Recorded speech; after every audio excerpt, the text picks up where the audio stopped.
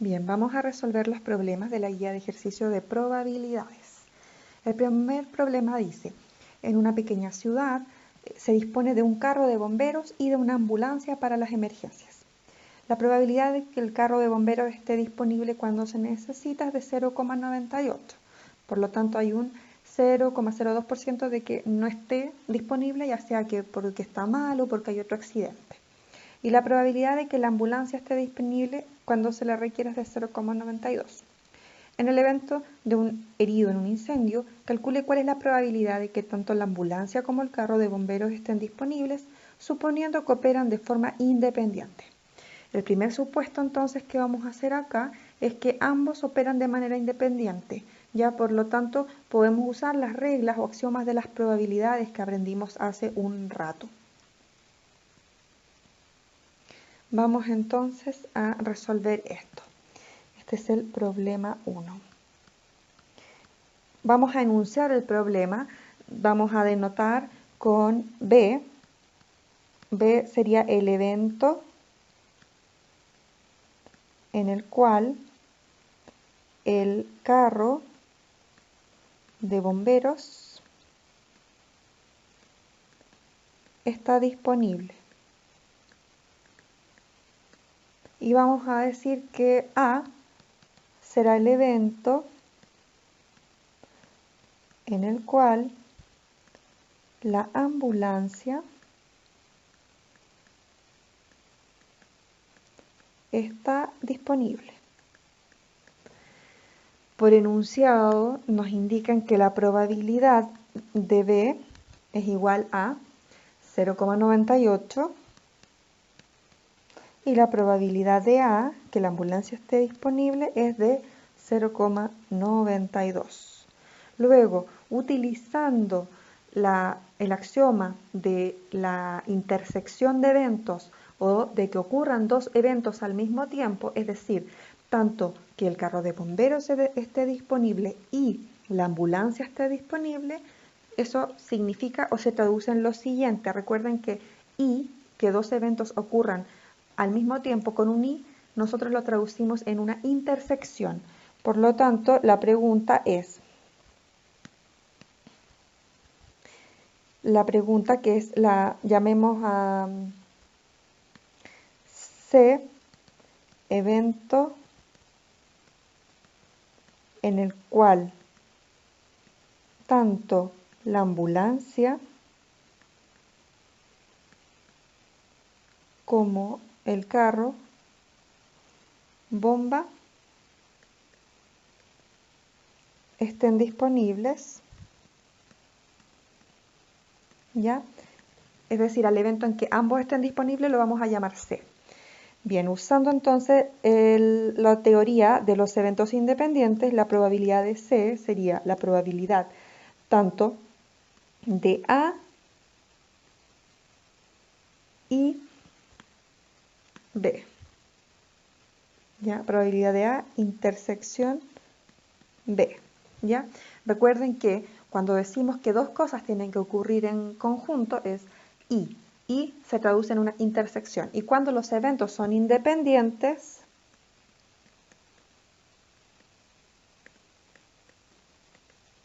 esto implica que la probabilidad de C va a ser igual a la probabilidad de A por la probabilidad de B. Y eso es igual a 0,98 por 0,92.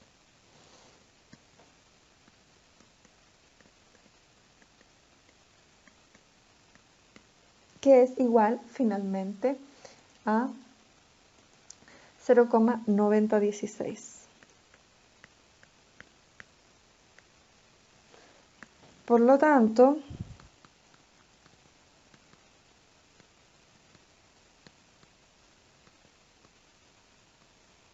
la probabilidad de que ambos estén disponibles es de 0,9016.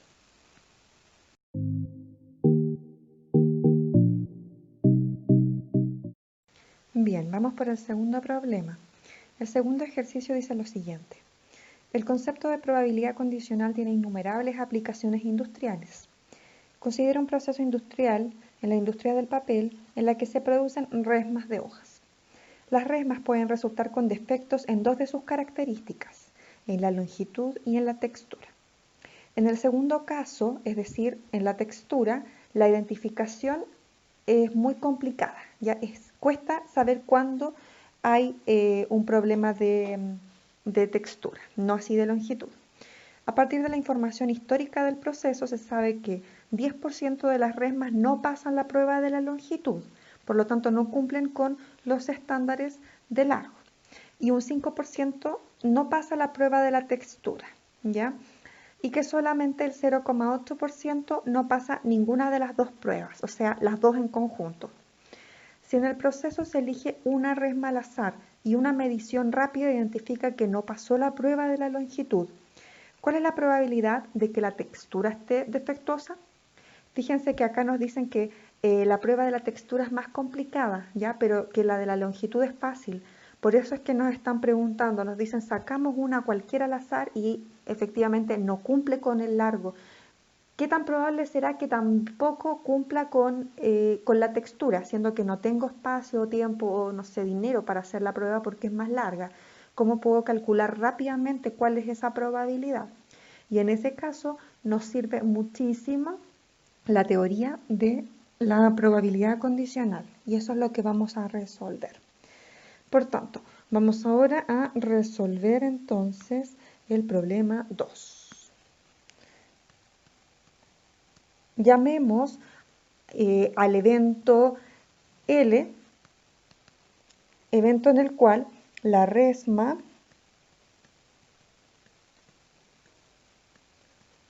no cumple con la longitud. Y vamos a llamar al evento T la resma no cumple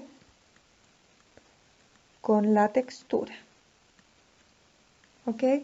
Entonces, si se fijan por enunciado, nos han dicho lo siguiente. ¿Qué sabemos por enunciado? Sabemos que la probabilidad de que la resma no cumpla con la longitud, es decir, la probabilidad de L, es de un 10%, que es lo mismo que decir 0,1. Y también sabemos que la probabilidad de T o de que la resma no cumpla con textura es de un 5% o 0,05.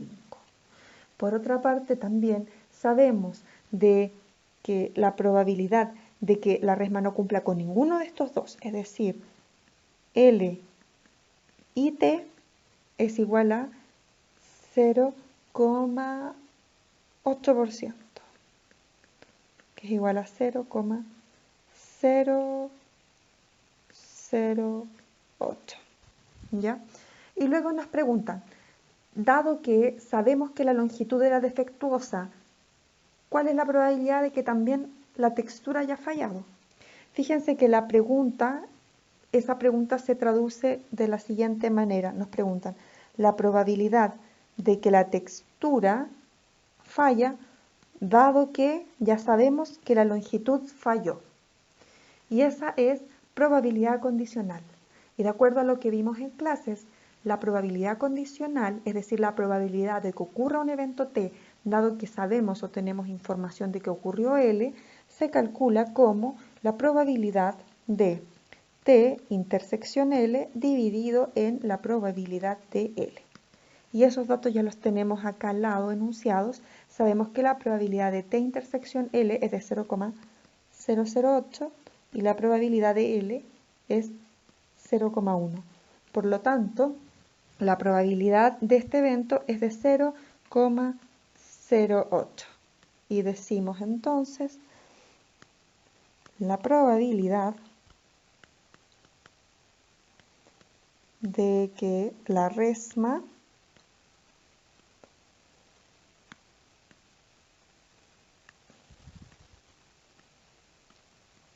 no cumpla con la textura, dado que no cumplió con la longitud, es de 0,08.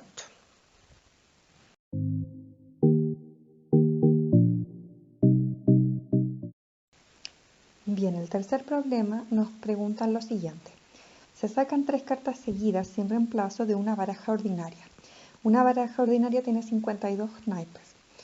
Encuentra la probabilidad de que ocurra el evento A1 intersección A2 intersección A3, es decir, A1 y A2 y A3, donde A1 es el evento de que la primera carta sea un as rojo, A2 el evento en que la segunda carta sea 10 o J, y A3 el evento de que la tercera carta sea mayor que 3 pero menor que 7.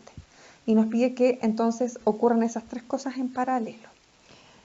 Y sabemos que son eventos independientes. Ya vamos a partir con esa premisa.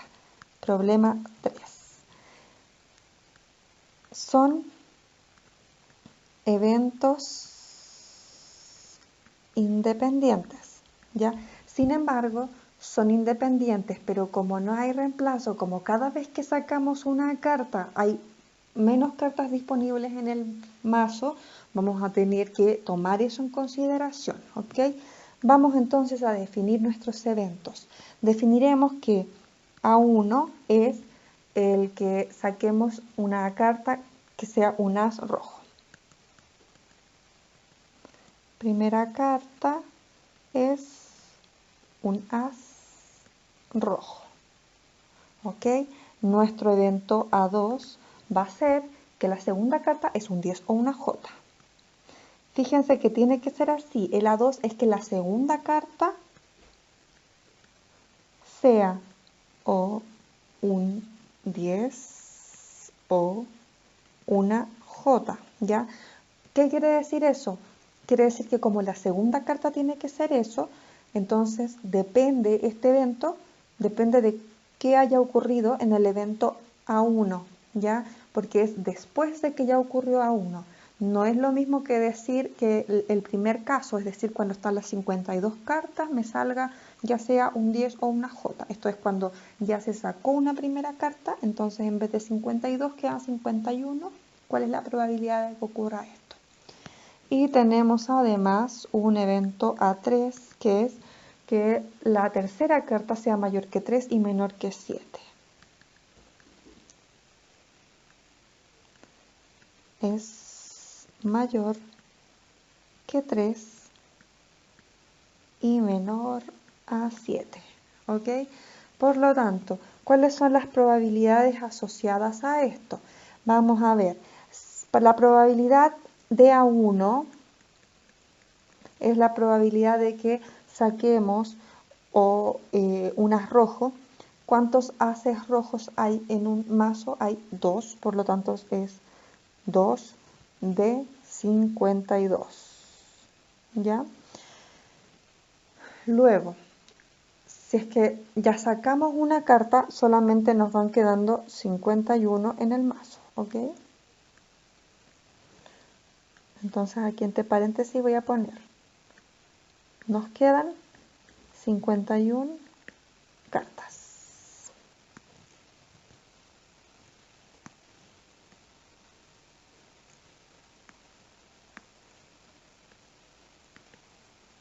¿Ya? Entre paréntesis. Luego necesitamos calcular la probabilidad del evento 2. Sin embargo, es el evento 2 dado que ocurrió el evento 1, porque fíjense que tiene que ser la probabilidad de que la segunda carta sea 10 o J. Es decir, ya tiene que haber ocurrido el evento 1. Y eso es igual a ¿cuántas J y cuántos 10 hay en un mazo? Hay 8, ¿ya? 8 cartas en total, pero en este caso es de 51, porque solamente quedaron 51 después de que sacamos la primera carta. Y ahora además nos van quedando 50 cartas en el mazo. Y vamos a calcular la probabilidad de que ocurra 3, dado que ya ocurrió A1 y A2, ¿ya? Fíjense que está condicionada a la ocurrencia de esos otros dos eventos, porque ya sacamos la primera, ya sacamos la segunda.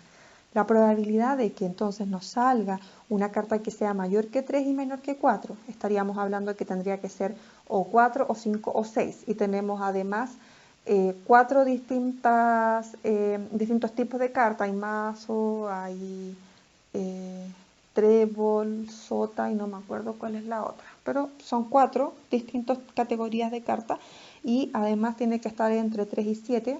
Por lo tanto tenemos 4, 5, 6.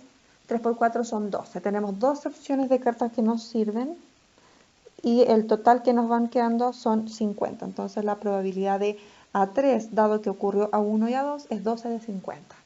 Y luego ahora por el teorema de multiplicativo o de la probabilidad de eventos independientes, que son intersecciones, tenemos que la probabilidad de que ocurra A1 y A2 y A3 es igual a la probabilidad de A1, que sería 2,51 por la probabilidad de A2, dado que ya ocurrió A1, que es 8,51, por la probabilidad de que ocurra A3, dado que ya ocurrió A1 y A2, que es 12 de 50. Y eso es en total 8 dividido en 5.525. ¿Ya? Entonces calculamos rápidamente eso y eso nos da un valor de 8 dividido en 5.525, 0,0014.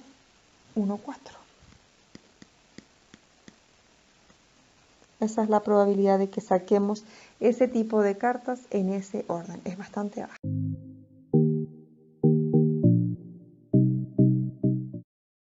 Y bien, vamos con el último problema. El problema 4 nos indica que hay 3 máquinas de cierta planta de ensamble, las máquinas B1, B2 y B3, las cuales montan un 30%, un 45% y un 25% de los productos respectivamente.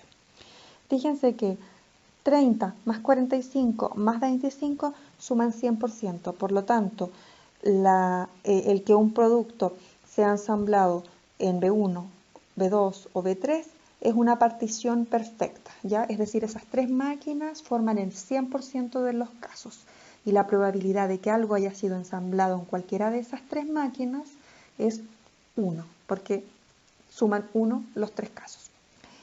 Bien, se sabe por experiencia que el 2%, el 3% y el 2% de los productos ensamblados por cada máquina respectivamente tiene defectos. Es decir, un producto ensamblado en B1 tiene un 2% de probabilidad de que esté malo, ¿ya? Un 3% para la B2 y un 2% para la B3. Ahora bien, suponga que se selecciona de forma aleatoria un producto terminado. ¿Cuál es la probabilidad de que esté defectuoso? Fíjense que nos dice que se selecciona un producto de forma aleatoria, pero no nos dice si es que es un producto de B1, B2 o B3, ¿ya? Podría ser de cualquiera de las 3 y nos dice que cuál es la probabilidad de que esté defectuoso. En este caso, como sabemos que B1, B2 y B3 forman una partición perfecta, es decir, los 3 suman la unidad y además nos entregan las probabilidades de que sea defectuoso dado que es B1, de que sea defectuoso dado que es B2 y de que sea defectuoso dado que es B3, aquí tenemos que usar el teorema de la probabilidad total. Vamos a resolver esto. Entonces, este es el problema 4. Vamos a entonces enunciar nuestro problema. Vamos a llamar al evento A el producto es defectuoso.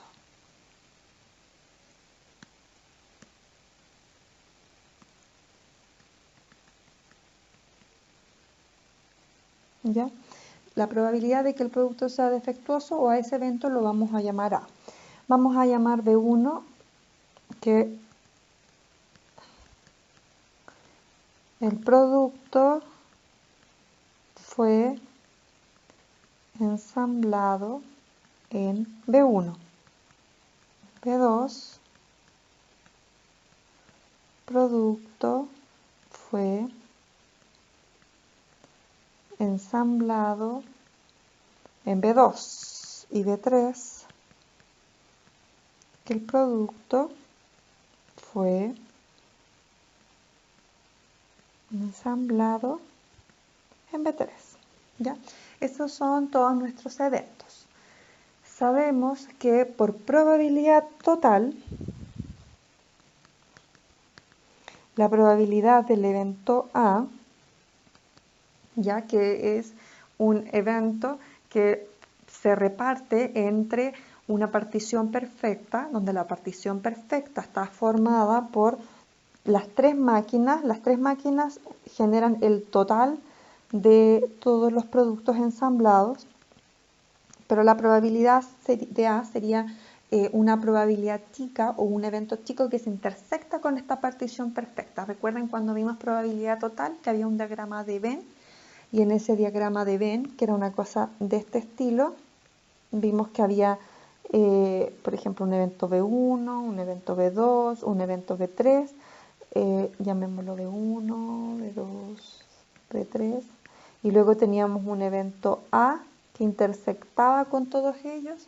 Entonces ahí usábamos nosotros el teorema de la probabilidad total, ¿ya? Porque tenemos tres eventos que forman una partición perfecta y tenemos un evento chico que intersecta con ellas, que es el caso de las fallas.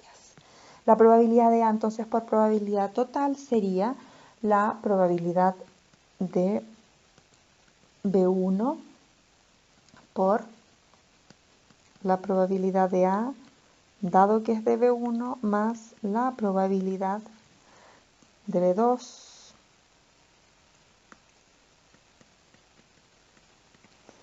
por la probabilidad de que haya sido defectuoso dado que era B2 más la probabilidad de B3 por la probabilidad de que haya sido defectuoso dado que era B3. Y todos esos valores los tenemos por enunciado. Eso nos indicó que la probabilidad de que sea B1, ¿cuánto es? Es 0,3.